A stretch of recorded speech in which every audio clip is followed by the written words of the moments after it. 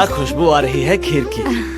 बाबूजी आज हमने सबके लिए खीर बनाई है। अरे बहुत ही स्वादिष्ट है। सच में बहू बहुत स्वादिष्ट है खीर। आपको कैसी लगी? अच्छी है अपर्णा, बहुत अच्छी है। हाँ भाभी मजा आ गया।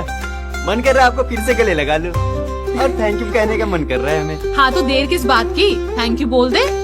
हाँ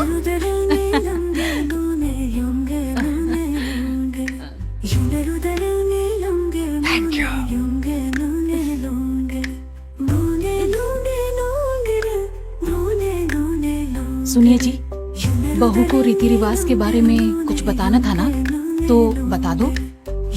बहू तुमसे कुछ बात कर रही है। जी बाबूजी कहिए ना, क्या बात है? तुमने सुना ही होगा हमारे गांव का रिवाज क्या है।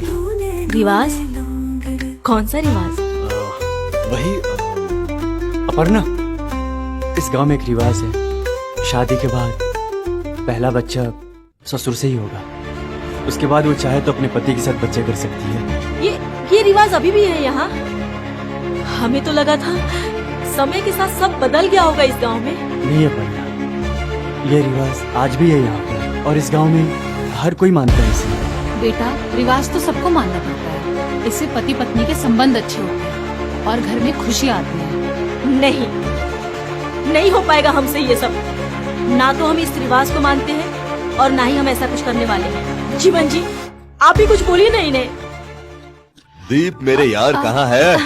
अरे रमेश, मुझे तो लगा तुम आओगे ही नहीं। अरे आएंगे कैसे नहीं। आइए भाई साहब, बहुत दिनों अरे के बाद आए। खाना खा रहे थे तुम, अब बैठिए। डिस्टर्ब कर दिया। हमें लगा था कि तुम नहीं आओगे। कैसी बात कर रहे हैं यार, तुम बोलो और मैं ना हो, ऐसा कभी हो सकता है? भाई साहब कितने दिनों बाद आना हुआ आपका।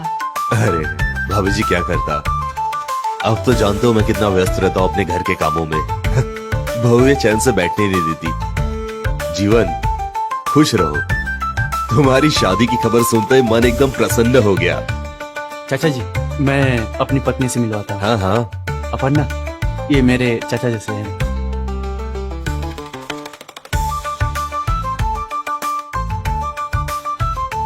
बेटा ये भी तुम्हारे ससुर जैसे ही हैं। पैर छुओ। जीती रहो जीती रहो, जितना सुना था उससे ज्यादा खूबसूरत हो तुम। थैंक यू चाचा जी। अरे चाचा जी नहीं, बाबूजी कहो बाबूजी।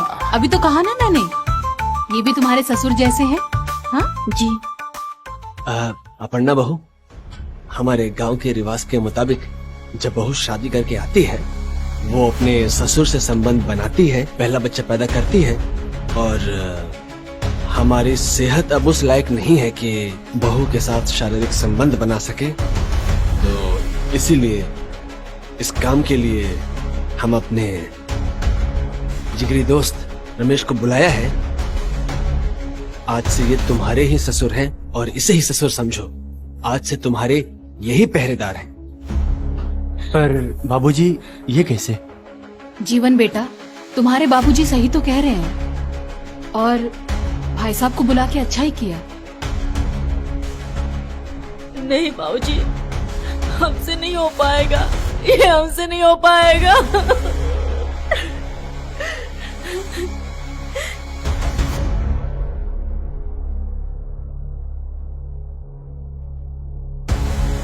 मैं बहू से बात करता हूँ, उसे समझाऊंगा, वो मान जाएगी। भाई साहब आइए, मैं आपका कमरा दिखा देती हूँ।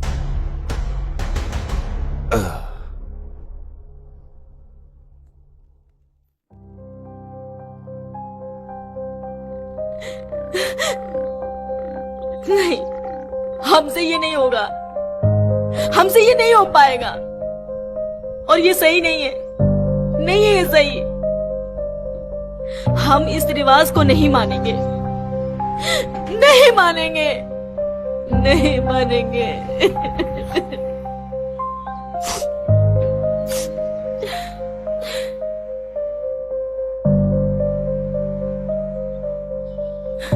बहू तुम खाना खा लो। देखो, अन्न का अपमान करना अच्छी बात नहीं है। और हाँ, चिंता मत करो, तुम्हारे साथ कोई जबरदस्ती नहीं करेगा।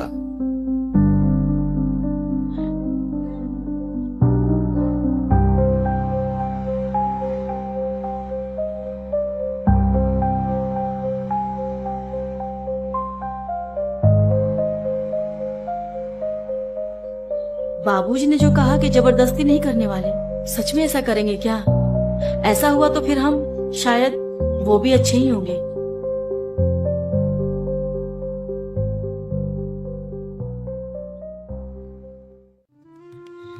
एक बात करनी है तुझसे साफ साफ। क्या करूं, तेरी बहू मान ही नहीं रही है, और मैं तो ना जबरदस्ती करने वाला हूं नहीं उससे।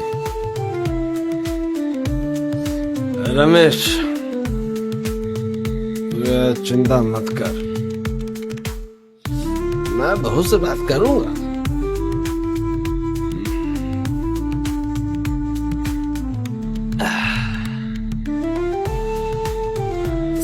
संभल के यार, और मत पी, हो जाएगा सब ठीक। अरे मैंने आपको कहाँ कहाँ नहीं ढूंढा, और आप यहाँ बैठ के इतनी शराब पी रखी है। एक काम करिए, चलिए चलिए चल के आराम कीजिए, चलिए।